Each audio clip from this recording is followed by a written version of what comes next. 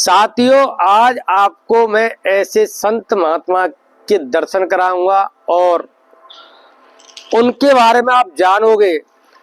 संत और साधु, साधु वही है जो साधना करता हो, निर्विघ्न साधना करता हो। संत वही है जिसका अंत एक रूप हो गया हो, अर्थात जो अहंकार से परे हो वो संत होता है। और ऐसे साधु संत आपको बहुत कम देखने को मिलेंगे। आज हम एक आपको ऐसे महाराज जी से मिलाएंगे जिनको आप जानते हैं, पहले भी एक वीडियो के माध्यम से आपने जाना। शीतलदास जी महाराज जो सब समर्थ होते हुए भी किस तरह से अभाव में जीवन जीते हैं, ऐसा क्यों, उनसे पूछेंगे और उनसे कुछ उपदेश लेंगे। उनके आश्रम को देखो, आश्रम देखने के बाद आपको सब कुछ पता लग जाएगा कि महाराज जी सारी सुख सुविधाएं खरीद सकते हैं, उनके शिष्य उनको ला सकते हैं, लेकिन फिर भी वो क्यों नहीं लेते।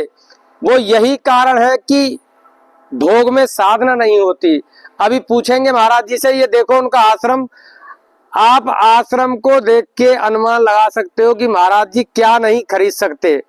खूब विशाल आश्रम है, आगे उधर मंदिर बन रहे हैं। और अगर आप देखोगे इधर, अभी आप महाराज जी का आश्रम देखोगे, महाराज जी की अनुमति हुई तो उनका शिष्य अंदर से आपको दिखाएगा। महाराज जी के पास ऐसी कोई भी सुख सुविधा वाली वस्तु नहीं है जो महाराज जी की साधना में विघ्न डाले। तो ये आश्चर्य की बात है कि इतना समर्थ होने के बाद भी महाराज जी का बिस्तर भी शायद गद्दा ना हो महाराज जी के बिस्तर पे। तो अभी ये महाराज जी है। महाराज जी जय सिया राम। और महाराज जी आप प्रकृति प्रेमी बहुत हो। महाराज जी बहुत प्रकृति प्रेमी है। देखो चिड़िया चुग रही हैं और महाराज जी का आश्रम चारों तरफ से आप देखोगे, इधर दिखाओ, देखो घने जंगल के बीच में बहुत ही फूल खिले हुए हैं। लाइट के तार देख रहे हो तो जबरदस्ती शिष्यों ने यहाँ पर लाइट लगा दी है। महाराज जी ने बहुत मना किया था। अभी आप महाराज जी के रूम के अंदर देखोगे तो एक पंखा है।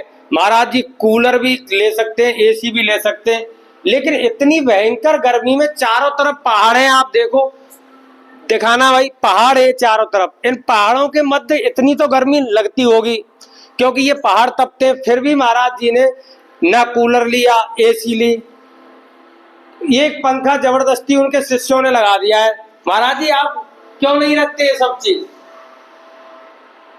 क्यों नहीं रखते हैं कि ये आडंबर है, इनको जितना बढ़ाते जाओ वो उतने घुसते जाओ। शरीर को जिस कैसे रखोगे ना, जैसे जिस तरह से इसको ढाला जाता है उसी में ढला जाता है। अगर इतना आराम दिया जाएगा इस शरीर को, ये उतना ही मतलब सुकुमार यानी गुलाब के फूल के समान बनता जाएगा, यानी कुमलाता जाएगा।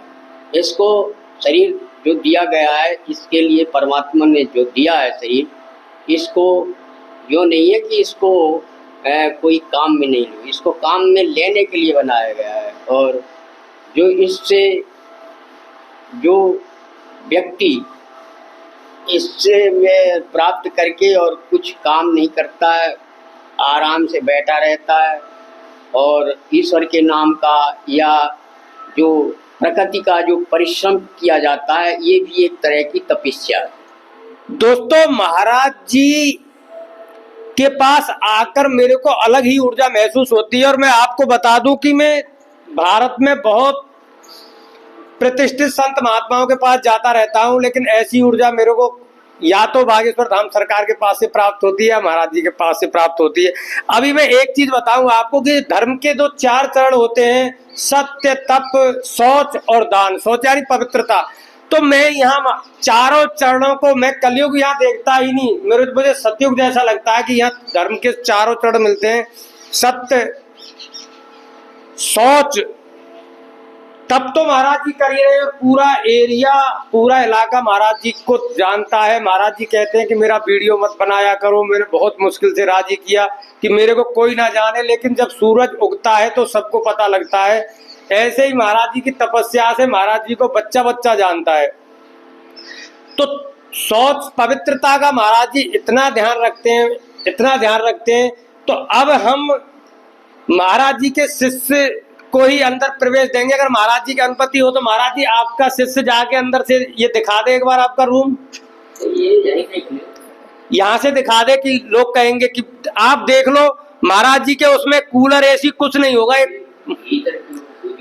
चलो भीतर का हम वीडियो नहीं रहने देंगे, लेकिन आप यहाँ से अनुमान लगा लो, देख लो, यहाँ से देख लो, इधर देख लो, कुछ नहीं है अंदर।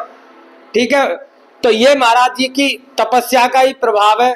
अब महाराज जी से हम कुछ बातें करेंगे, कुछ ज्ञान लेंगे और आप वीडियो में लगातार बने रहना।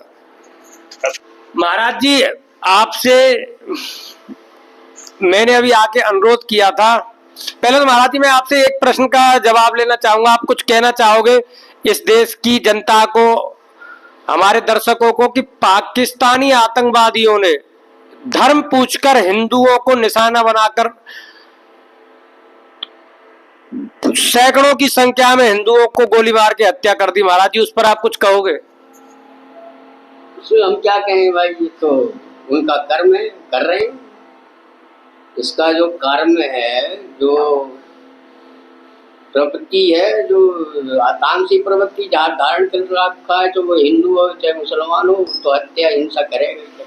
अब महाराज जी उन आतंकवादियों को मोदी हमारे जो प्रधानमंत्री हैं उनको सैन्य बल से जवाब देने के लिए तैयार है और भीषण युद्ध की तैयारी है ऐसा लग रहा है, तो उसमें हमें कोई अपराध तो नहीं लगेगा हमारे देश को? देश की रक्षा करना अपना धर्म राजा के लिए, तो जो राजा का कर्तव्य है वो राजा को करना चाहिए। तो क्या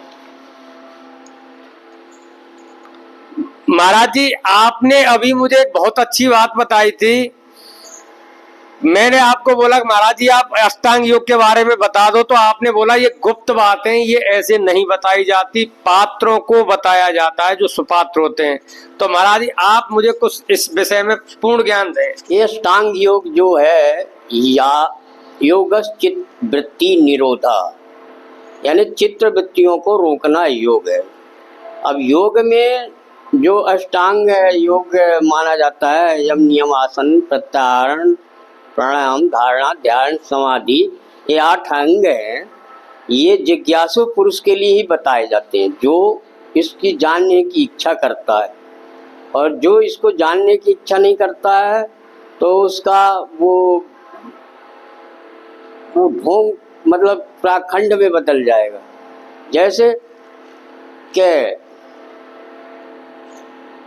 जैसे जो एक महान पुरुष हुए, उनका नाम था वो राजा थे, तो वो जैनियों ने मतलब उनको अपना वो बनाया, तो जगत गुरु के रूप में। तो उनकी क्या स्थिति थी कि पहले तो वो राजा हुए, उनके 100 पुत्र हुए और उनके पुत्र थे, सबसे श्रेष्ठ बड़े जो पुत्र थे वो राजा भरत बने। अब वो भरत तो राज करने लग गए, लेकिन उनको अपने पुत्र को त्याग करके और राज्य दे करके और वो सांख्य योग का आचरण करने लग गए। अब सांख्य योग का आचरण करते थे वो, और चाहे जहाँ जो मिल जाता उसे खा लेते, जहाँ लेट